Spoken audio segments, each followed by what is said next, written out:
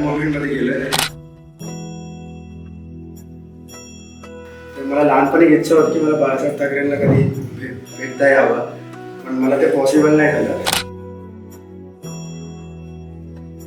तर मला तर तुमच्या पाया पडायचं. भेटला विठ्ठल माझा, भेटला विठ्ठल, गुरु एक तुझी माझा विधाता अचल, गुरु विना सोने सारे विश्व हे सकल, भेटला विठ्ठल माझा